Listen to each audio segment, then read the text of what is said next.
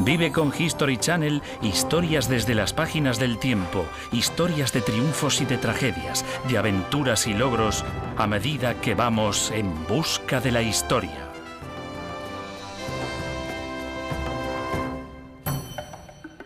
Volvamos al primer gran centro mundial del saber, un lugar donde los sabios eran los reyes. Descubra un almacén de antigua sabiduría cuya grandeza no pudo salvarlo de la destrucción. La Biblioteca de Alejandría. La Biblioteca de Alejandría en el Antiguo Egipto fue algo más que una simple biblioteca. Fue el primer centro de investigación del mundo. Alejandría invitaba a dignatarios de todo el mundo a estudiar en las salas de su biblioteca. Los estudiosos residentes en la ciudad podían vivir, comer, aprender y trabajar con los visitantes que traían nuevos e importantes conocimientos a Alejandría. Aparentemente, todo lo que queda de la legendaria biblioteca es esta moderna excavación llamada el Serapeo, la estructura secundaria construida cuando la biblioteca original empezó a desbordarse con libros y gente. El Serapeo nos permite vislumbrar el ilustre pasado de la biblioteca, provocando aún más nuestra curiosidad. Lo increíble sobre la Biblioteca de Alejandría es que era el centro del saber más importante del mundo antiguo. Y no sabemos dónde estaba o dónde está ahora. No sabemos cómo era. No sabemos con detalle qué libros tenía. No sabemos quiénes estuvieron allí. Hay más cosas que no sabemos que cosas que sabemos, y fue quizás el fenómeno más importante de la historia intelectual del hombre.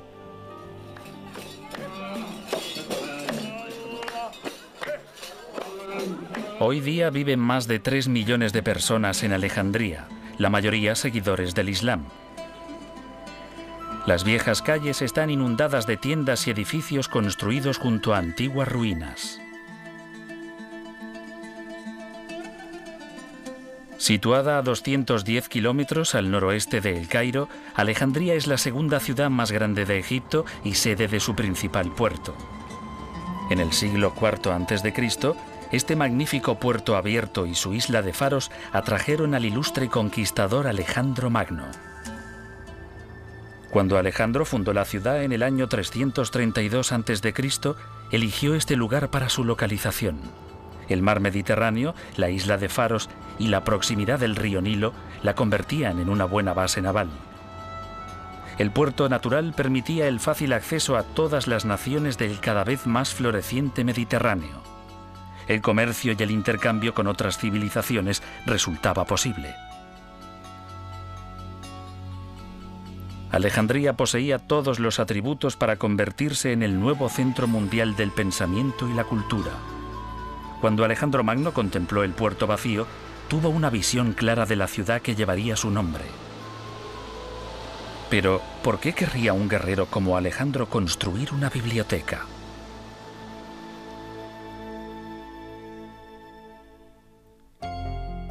Mucho antes de que Alejandro penetrase en Egipto, generaciones de griegos luchaban por desvelar los enigmas de la existencia. Todo estaba abierto a la investigación. Atenas, en Grecia, se convirtió en el centro intelectual de la antigua Grecia.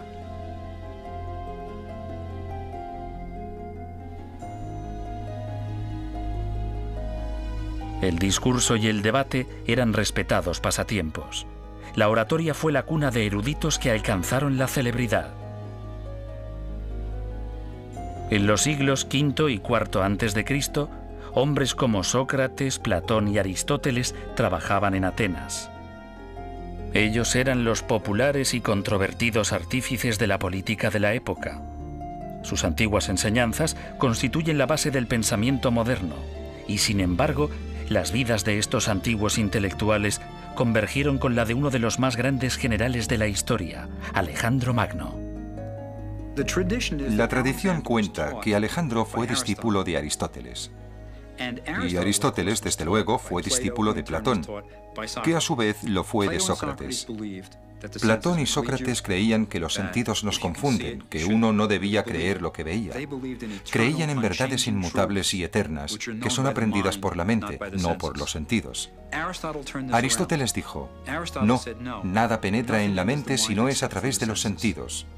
Y él, a su vez, enseñó a Alejandro Magno. Alejandro era hijo del rey Filipo de Macedonia, el estado de la antigua Grecia que más rápidamente se expandía. Naturalmente, el rey Filipo deseaba el mejor preceptor del país para su hijo. Así que, a la edad de 13 años, Alejandro fue confiado al gran filósofo Aristóteles. El preceptor despertó en el joven guerrero un amor apasionado por el saber.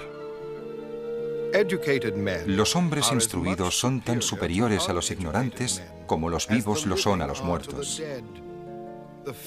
El destino de los imperios depende de la educación de su juventud. Aristóteles el filósofo, siglo IV a.C.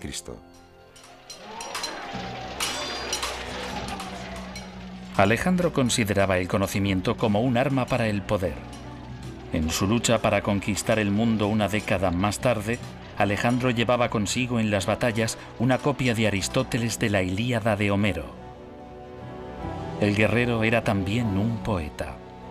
Guiando a su impresionante ejército a través de Asia hasta la India occidental, el joven general inspiraba admiración.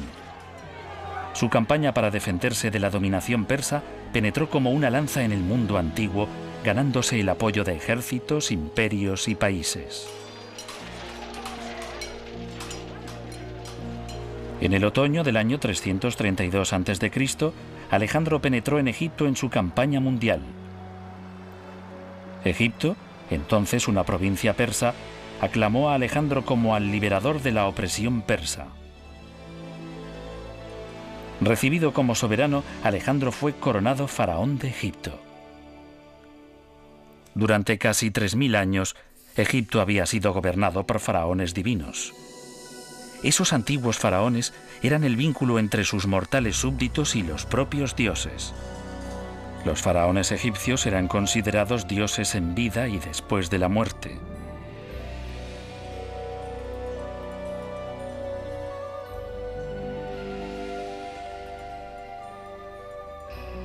Pero Alejandro era griego, no egipcio. No tenía asegurada la vida después de la muerte, y por eso Alejandro Magno buscó su propia inmortalidad. En lo profundo del desierto de Siwa, Alejandro consultó el oráculo de El Oculto, el gran dios egipcio Amón. La leyenda cuenta que Alejandro guardaba un secreto, que era el descendiente no del mortal rey Filipo, sino hijo del propio dios Amón. Fue a Siwa y preguntó al oráculo del dios Amón si eso era cierto. Y en un sueño vio al dios Amón abrazar a su madre. Así que esta era la garantía, la confirmación de su pretensión. Entonces preguntó a su padre, el dios Amón, si quería que él hiciese algo. Y la respuesta vino también a través de un sueño. Rey, soy el dios Amón que te habla. Ve y funda una ilustre ciudad donde está la isla de Faros. Él inmediatamente hizo esto.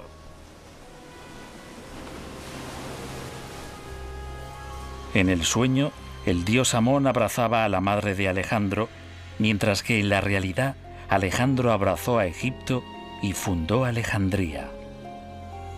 En el año 332 a.C., decretó que esta ciudad sería el centro del saber del mundo conocido, un imán cultural que atraería a los hombres de talento de todo el mundo. En el corazón de la ciudad habría una institución de enseñanza sobre la que podrían erigirse otros imperios, un lugar de ciencia y literatura. La biblioteca sería un universo independiente de sabiduría acumulada. Los arquitectos diseñaron los planos de la nueva ciudad, pero tras solo 6 meses en Egipto, Alejandro partió a otro lugar a continuar con sus peligrosas aventuras. Parecía que iba a conquistar el mundo. Pero en el año 323 a.C., debilitado por las heridas y la fiebre, posiblemente envenenado, Alejandro Magno murió inesperadamente. ¿Qué ocurriría con su soñada ciudad?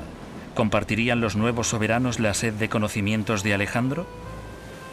La biblioteca de Alejandría aún tenía que ser construida cuando su mentor murió. ¿La contemplaría el mundo alguna vez?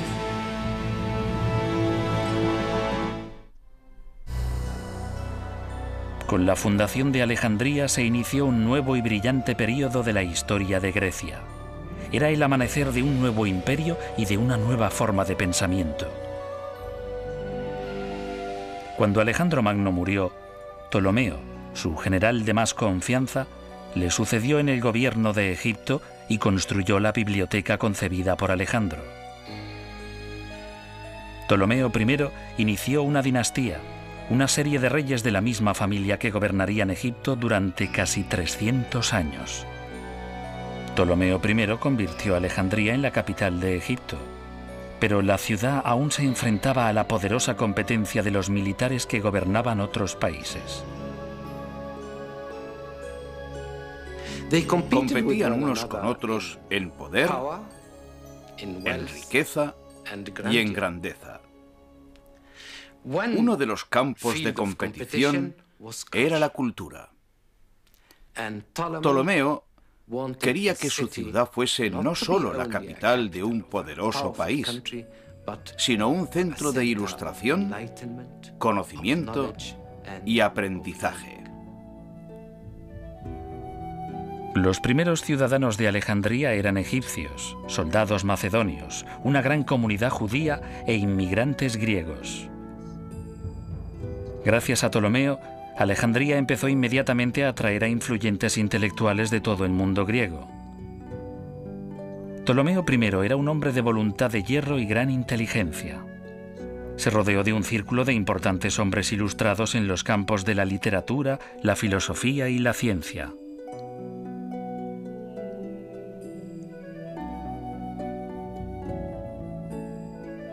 El arquitecto Demetrio de Falero asistió a Ptolomeo en el diseño de los planos del nuevo centro.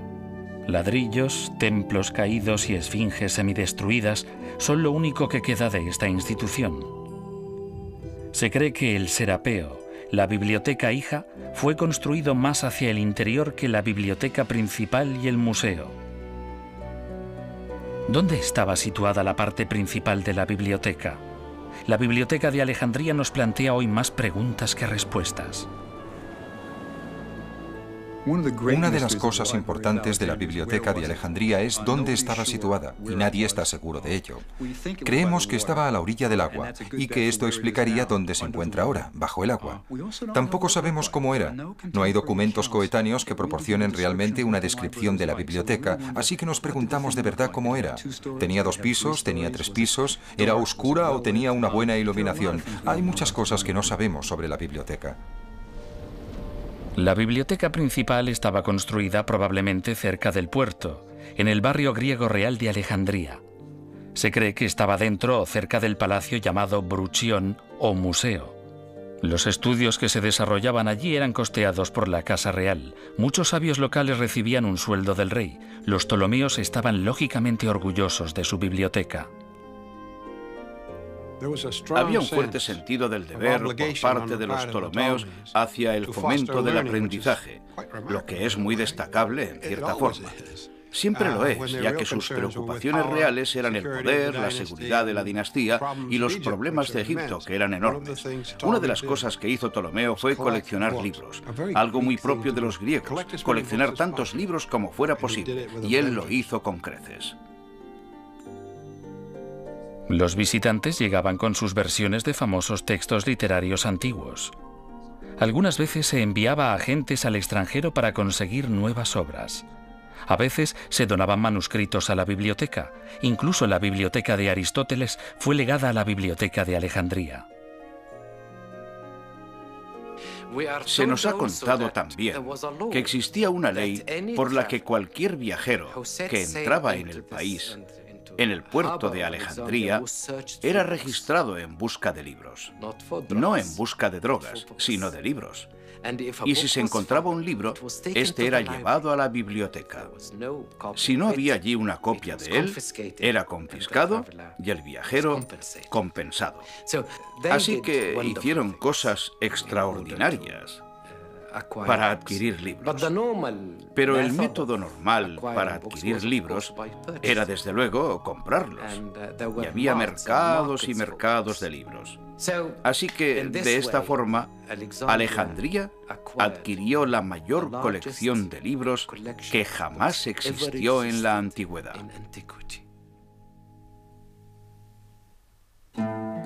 ¿Cuántos manuscritos contenía la biblioteca de Alejandría? El objetivo de Ptolomeo era conseguir toda obra escrita existente en el mundo griego y más allá. Se decía que solo la colección secundaria situada en el Serapeo contenía más de 300.000 libros. Pero con el paso del tiempo, la colección creció todavía más. No sabemos cuántos libros había. Las autoridades en la materia dicen que alrededor de 400 a 500.000, lo que supondría una biblioteca increíblemente grande según todos los estándares. Pero el recuento de libros es una ciencia muy inexacta. En la biblioteca de Alejandría, los manuscritos no solo eran almacenados. Eran utilizados como fuentes de investigación y de referencia para los nuevos estudiosos. Y los libros más valiosos eran copiados por escribas locales e intercambiados por libros de otras partes del mundo antiguo. Algunas de las obras más importantes de la historia se habrían perdido para siempre de no haber sido copiadas en Alejandría. Lo más importante de la biblioteca y del Museo de Alejandría es que hacían lo que una gran biblioteca hace: difundían el conocimiento.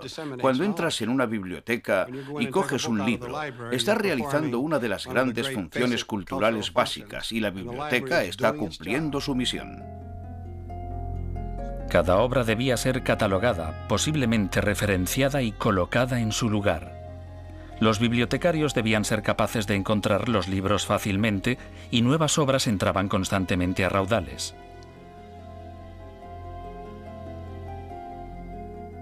Además de nuevo material para la biblioteca, venían más visitantes. Alejandría atraía a los estudiosos y su presencia aumentaba su reputación como el centro más importante del aprendizaje y el conocimiento de la época. El anatomista Herófilo abrió una escuela de medicina en el Bruchión.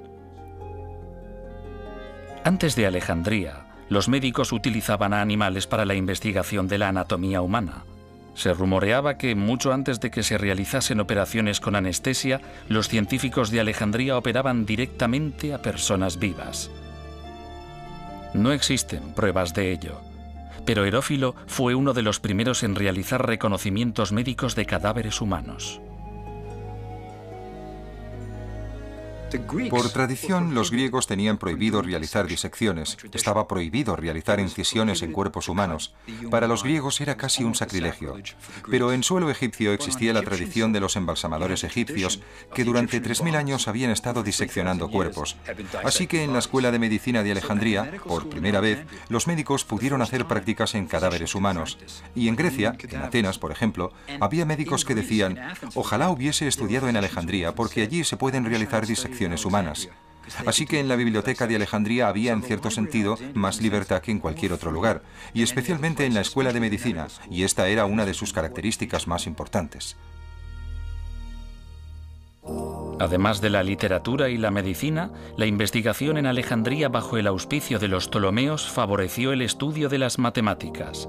El fundador de la geometría, Euclides, vivió en Alejandría y publicó un libro de texto que reemplazó todos los anteriores. También abrió una escuela. La geometría estudiada en la escuela primaria es desde luego la de la biblioteca de Alejandría.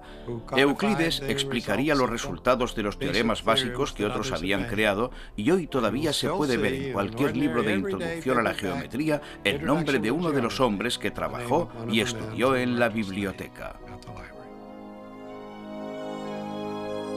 Poco se sabe sobre la vida personal de Euclides, pero existe una leyenda. Cuando Euclides mostró su nueva obra al rey Ptolomeo, el rey le preguntó si había algún camino fácil hacia el conocimiento. La respuesta de Euclides fue: no hay caminos reales hacia la geometría.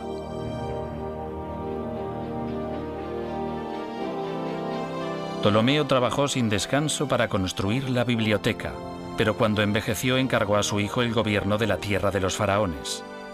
Y cuando Ptolomeo murió en el año 283 a.C., Ptolomeo II se convirtió en el único soberano de Egipto. La gran dinastía tolemaica continuaría durante casi 300 años hasta la muerte de Cleopatra y dejaría una huella indeleble en la Biblioteca de Alejandría.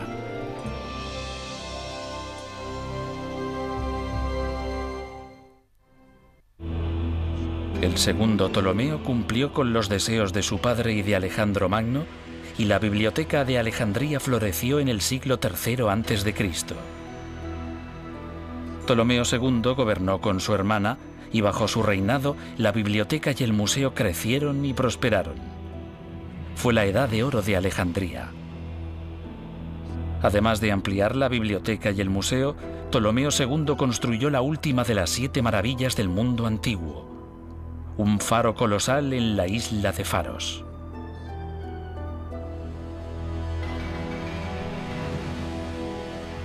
Hoy, los cimientos del antiguo faro están enterrados bajo esta comparativamente moderna edificación islámica, el fuerte militar de Qaid Bey.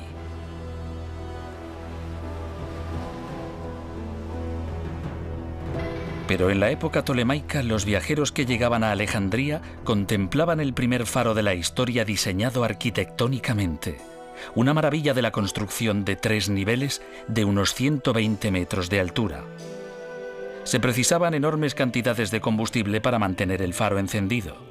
Los antiguos quemaban seguramente excrementos animales para poder enviar un poderoso haz de luz de bienvenida de Alejandría al mundo.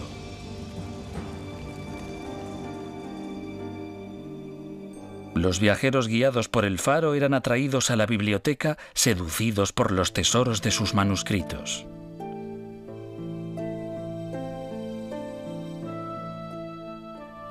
La historia de Egipto sería una de las cosas típicas que se podían encontrar en la biblioteca. Historia y archivos y literatura serían un ejemplo del tipo de documentos necesarios para que un estudioso pudiese realizar su investigación. La dificultad estaba desde luego en que había 2 idiomas implicados, el egipcio y el griego. Pero la lengua básica de la biblioteca era casi en su totalidad el griego, ya que había un soberano griego, una corte griega y una cultura griega impuesta en la increíblemente antigua civilización de Egipto. La biblioteca almacenaba todo tipo de literatura. Todos los grandes filósofos griegos deben haber estado representados, incluyendo los escritos de Diógenes. Diógenes se había inspirado en un joven campesino que vivía en la sencillez. Como ese joven, Diógenes renunció incluso a su copa usando para beber sus propias manos. Diógenes se despojó de todos los objetos mundanos. Reunió a un grupo de pensadores de mentalidad parecida conocidos como los cínicos y documentó sus visiones críticas de la antigua sociedad griega. Diógenes creía que ningún hombre era digno de confianza. La leyenda cuenta su larga e infructuosa búsqueda de un hombre honesto. Diógenes buscó con un farol a la luz del día por toda la ciudad para demostrar su cínico razonamiento.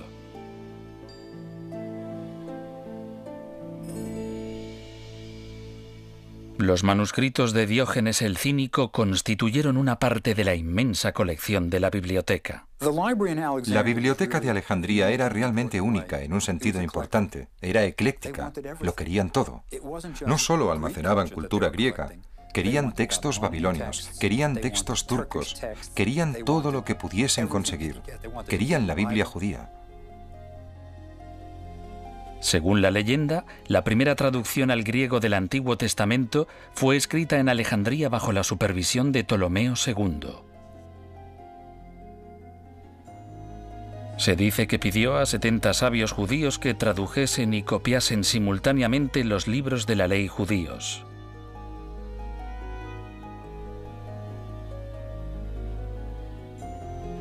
El texto estaba en hebreo, pero en Alejandría había una enorme comunidad judía. Parece que esa comunidad fue rápidamente helenizada y que el hebreo dejó de hablarse y entenderse. Por eso era necesaria una versión griega, y esta se hizo en Alejandría. Con un nombre inspirado en el número de sabios que la copiaron, la versión de los 70 hizo el texto del Antiguo Testamento accesible a un amplio número de personas y creó la base para otras incontables traducciones de la Biblia. La Biblia y todos los libros de esa época estaban escritos en rollos de papiro. La palabra papel viene de la egipcia papiro, la planta de la que se hacían los rollos de pergamino. Los papiros crecían a lo largo de las orillas del Nilo. Los antiguos prensaban cañas de papiro mojadas.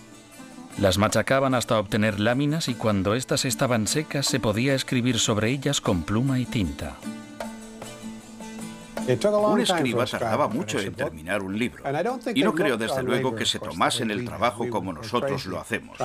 Nosotros nos volveríamos locos tratando de copiar un libro a mano en un papiro, pero era una profesión famosa, y algunos escribas se convirtieron en gente importante. Desde luego, en aquel entonces ser capaz de leer y escribir era casi mágico. La astrología y la astronomía fueron ciencias famosas a lo largo de la existencia de la Biblioteca de Alejandría. Muchos antiguos creían en la influencia de las estrellas y los planetas en la vida cotidiana.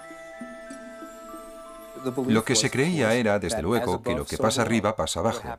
Lo que ocurría en los cielos influía en lo que había en la tierra. Así que la astrología formaba parte de la astronomía, y los astrónomos eran astrólogos, y los astrólogos astrónomos. Para predecir lo que ocurría en la tierra, uno tenía que observar atentamente lo que ocurría arriba. En Alejandría, Aristarco fue el primero en afirmar que la Tierra gira alrededor de un sol inmóvil. Aproximadamente 100 años más tarde, Hiparco fue el primero en representar en un mapa más de 1000 estrellas.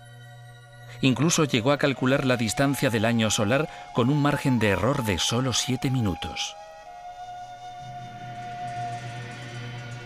La biblioteca debió ser un lugar excitante. Quiero decir que era lo más parecido a una beca del gobierno con la que uno podía hacer lo que quería y ser apoyado. La idea de fondo era estudiar todo por su propio interés y tratar de reunir todos los conocimientos para desvelar los misterios del universo. Pero mientras los sabios de Alejandría resolvían los enigmas de la mente, el poder de los romanos iba surgiendo en Oriente. ¿Sería capaz este oasis del conocimiento de sobrevivir en un mundo cada vez más amenazador? En Alejandría, otro Ptolomeo fue coronado rey de Egipto en el año 246 a.C. Ptolomeo III era un conquistador. Viajó por todo el mundo y regresó a Alejandría con valiosísimos tesoros egipcios robados por los persas 300 años antes. Este acto de restauración hizo que Ptolomeo III se ganase el título de benefactor. Bajo su reinado, la tradición del aprendizaje prosperó en Alejandría durante otra generación. Alrededor del año 235 a.C., el honorable cargo de jefe de la biblioteca fue desempeñado por Eratóstenes. Siguiendo la tradición, el influyente erudito también sirvió como preceptor de la familia real. Este sabio de 40 años de edad dominaba una gran variedad de materias, desde la poesía hasta la ciencia.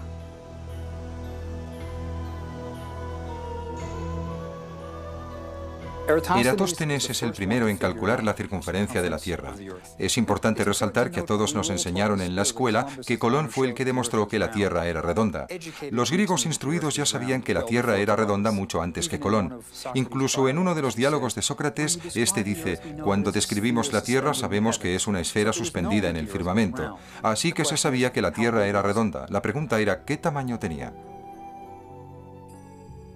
Observando la proyección de las sombras en Alejandría y en el sur de Egipto al mediodía en el mismo día, y calculando la diferencia entre el tamaño de cada sombra y la distancia entre los dos puntos de referencia, Eratóstenes fue capaz de calcular la circunferencia de la Tierra.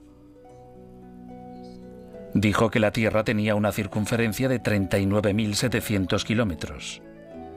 Sorprendentemente, solo se equivocó en unos 322.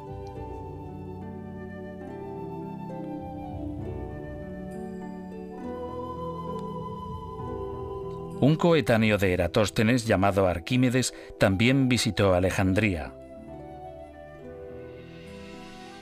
Quizás el más famoso de los antiguos matemáticos, Arquímedes estudió pesos y medidas, lo que ahora llamamos física. El principio de los vasos comunicantes de Arquímedes todavía se estudia hoy. En la cumbre de su popularidad, raudales y raudales de grandes pensadores pasaron por Alejandría. Pero con el tiempo, el brillo de la biblioteca empezó a desaparecer.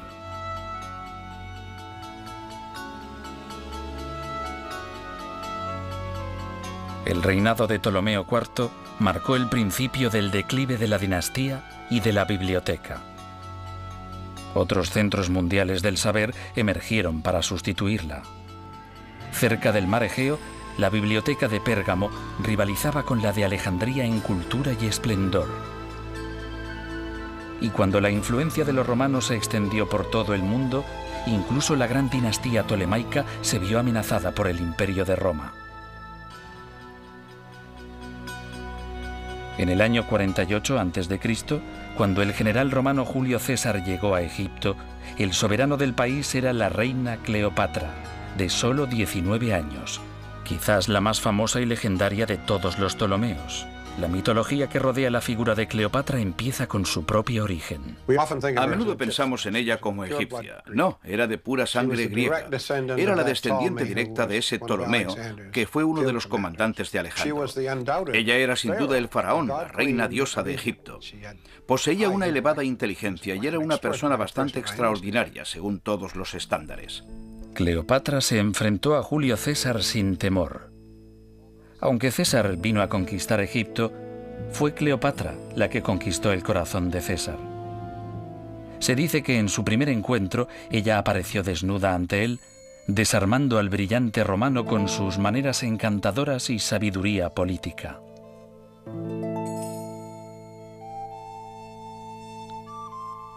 Pero más allá de su naturaleza seductora, Cleopatra poseía admirables habilidades militares y una aguda inteligencia. Lo importante es que Cleopatra era realmente una intelectual. De todos los Ptolomeos, Cleopatra fue la única que sabía hablar egipcio. Era sabido que podía recibir a los que venían a su corte en sus propios idiomas, y probablemente cuando César llegó y cuando Marco Antonio llegó, pudo hablar con ellos en latín. Así que Cleopatra seguramente tuvo un interés activo en la biblioteca, casi con seguridad como una intelectual. Se dice incluso que Cleopatra escribió algunas obras que pudieron estar en la biblioteca.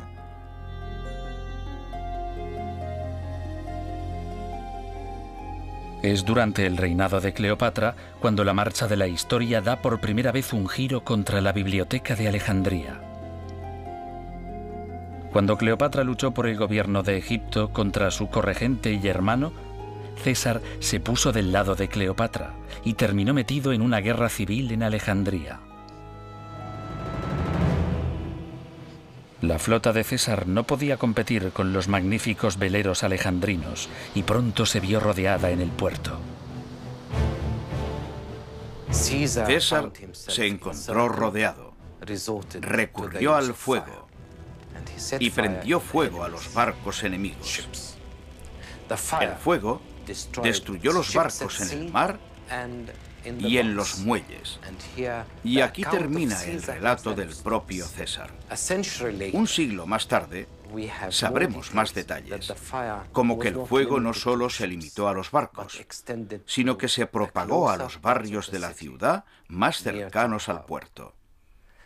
Y Plutarco, que conocía a Alejandría muy bien y que visitó a Alejandría, dice que el fuego se propagó desde los muelles a la gran biblioteca de Alejandría.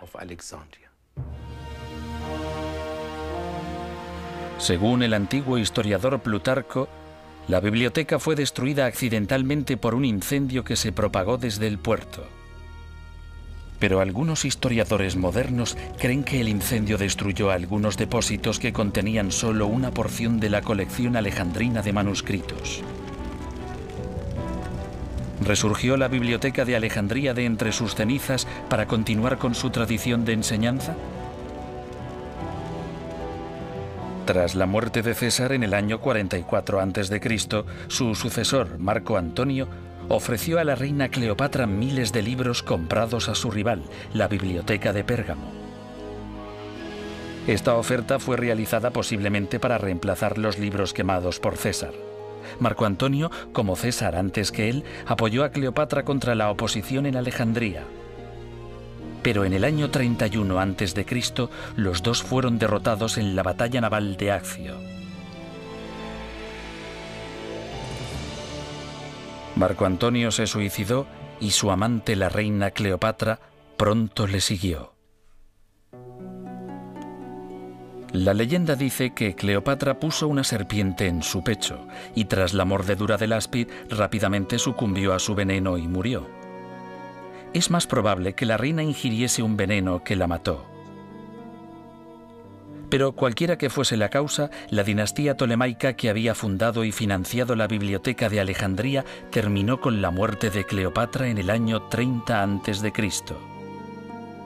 Si la guerra civil de Alejandría y el fin de una dinastía no pudieron destruir la enorme biblioteca, ¿qué lo hizo?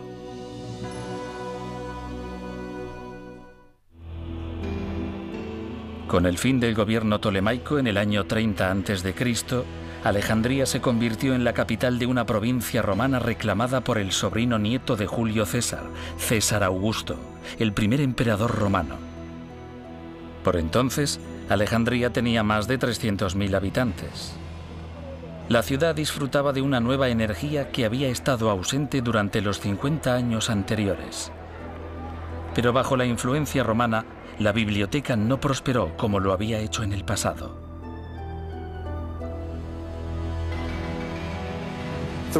Los romanos tenían un concepto del aprendizaje distinto a los griegos. No tenían iniciativa intelectual, no disfrutaban con el mero hecho de aprender, con la razón pura. Así que cuando los romanos llegaron, les gustaba el lujo, les gustaba lo de ser momificados, les encantaba la idea de la inmortalidad, pero mantener la biblioteca ya era otra cosa. Pero la biblioteca siguió todavía produciendo estudiosos dedicados a la investigación. Claudio Ptolomeo, un romano de ascendencia griega, nació aproximadamente a finales del primer siglo de nuestra era. Fue educado en la biblioteca y el museo y publicó libros sobre geografía y ciencia. Partiendo de la obra anterior de Hiparco, Claudio escribió varios volúmenes sobre astronomía y astrología. Claudio defendió la idea de que la Tierra era el centro del sistema solar. Esta teoría fue conocida como el sistema tolemaico de astronomía, que fue utilizado hasta el siglo XVI. Sé que soy mortal y efímero, pero cuando contemplo las espirales circulares de las estrellas, dejo de pisar el suelo con mis pies y me siento con el propio Zeus, y tomo mi ración de ambrosía, el manjar de los dioses. Claudio Ptolomeo. Claudio Ptolomeo vivió durante una época relativamente pacífica de la historia de Roma. Pero hacia el año 200 de nuestra era, Alejandría se enfrentó a la invasión y el saqueo extranjeros. Los días más brillantes del aprendizaje y el conocimiento habían terminado para siempre en la gran ciudad. La causa precisa de la destrucción final de la biblioteca se ha perdido en el tiempo. Los relatos procedentes de diversas fuentes antiguas se contradicen unos con otros y con los modernos historiadores. El tema sigue siendo polémico.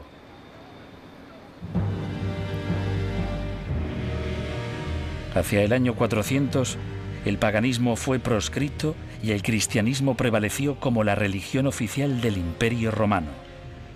El emperador Teodosio ordenó la destrucción de todos los templos y monumentos no cristianos. Los sabios paganos fueron asesinados en las calles. En una época de constante confrontación étnica y rebelión, la biblioteca pudo haber sido destruida por los cristianos.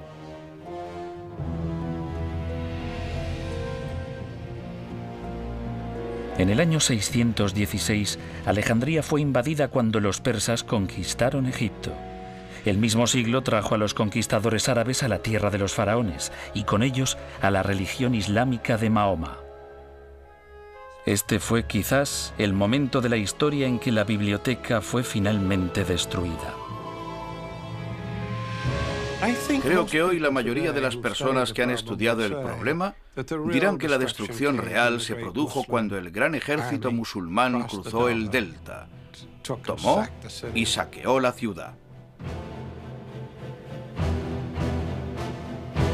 Alejandría se rindió a los musulmanes, que decretaron que, si el contenido de la biblioteca contradecía la fe islámica, debía ser destruido, y si apoyaba la fe islámica, los libros eran innecesarios y debían ser destruidos. La leyenda cuenta que los gobernantes musulmanes ordenaron que todos los libros de la biblioteca de Alejandría fuesen quemados.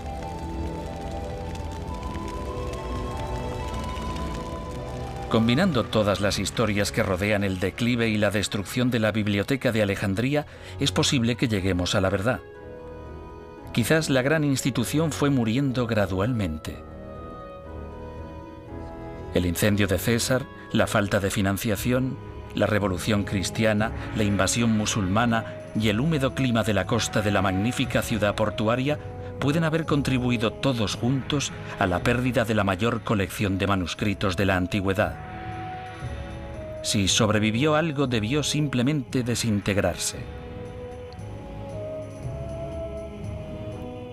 Quizás lo importante sea no cómo desapareció la biblioteca, sino que existiese alguna vez. Creo que lo maravilloso acerca de la Biblioteca de Alejandría es que la hicieran, que los Ptolomeos quisiesen apoyar a este grupo de intelectuales que no hacían nada por la economía de Grecia. No aportaban dinero, no hacían ninguna contribución al estilo de vida tolemaico, pero aún así ellos la mantuvieron. El aprendizaje se consideraba bueno en sí mismo, y eso es maravilloso. Los grandes centros de investigación del mundo actual son hijos de la gran biblioteca de Alejandría. Allí, hace 2000 años, el conocimiento era algo codiciado y los intelectuales eran héroes. Es un legado que ilumina nuestro sendero a medida que vamos en busca de la historia.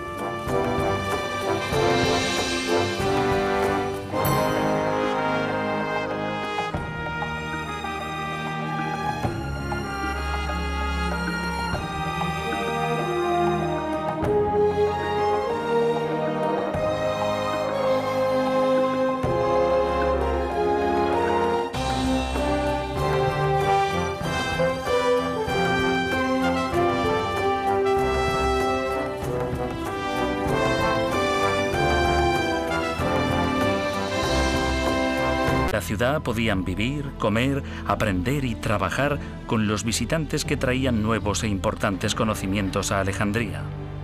Aparentemente, todo lo que queda de la legendaria biblioteca es esta moderna excavación llamada el Serapeo, la estructura secundaria construida cuando la biblioteca original empezó a desbordarse con libros y gente. El Serapeo nos permite vislumbrar el ilustre pasado de la biblioteca, provocando aún más nuestra curiosidad.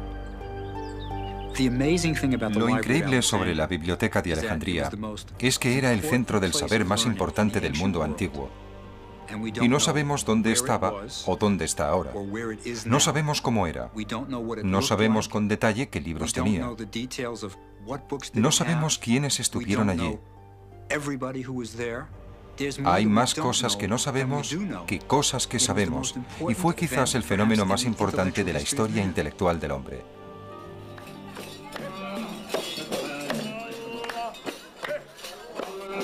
Hoy día viven más de 3 millones de personas en Alejandría, la mayoría seguidores del Islam. Las viejas calles están inundadas de tiendas y edificios construidos junto a antiguas ruinas. Situada a 210 kilómetros al noroeste de El Cairo, Alejandría es la segunda ciudad más grande de Egipto y sede de su principal puerto. En el siglo IV a.C., este magnífico puerto abierto y su isla de faros atrajeron al ilustre conquistador Alejandro Magno. Cuando Alejandro fundó la ciudad en el año 332 a.C., eligió este lugar para su localización. El mar Mediterráneo, la isla de Faros y la proximidad del río Nilo la convertían en una buena base naval. El puerto natural permitía el fácil acceso a todas las naciones del cada vez más floreciente Mediterráneo. El comercio y el intercambio con otras civilizaciones resultaba posible. Alejandría poseía todos los atributos para convertirse en el nuevo centro mundial del pensamiento y la cultura. Cuando Alejandro Magno contempló el puerto vacío, tuvo una visión clara de la ciudad que llevaría su nombre. Pero, ¿por qué querría un guerrero como Alejandro construir una biblioteca?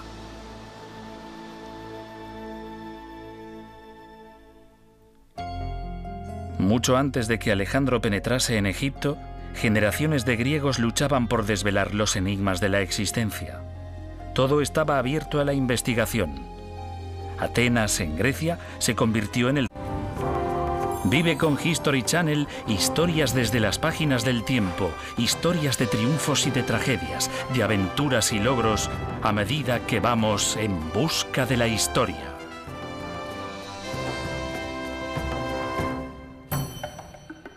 Volvamos al primer gran centro mundial del saber, un lugar donde los sabios eran los reyes. Descubra un almacén de antigua sabiduría cuya grandeza no pudo salvarlo de la destrucción. La Biblioteca de Alejandría. La Biblioteca de Alejandría en el antiguo Egipto fue algo más que una simple biblioteca. Fue el primer centro de investigación del mundo. Alejandría invitaba a dignatarios de todo el mundo a estudiar en las salas de su biblioteca. Los estudiosos residentes en el centro intelectual de la antigua Grecia.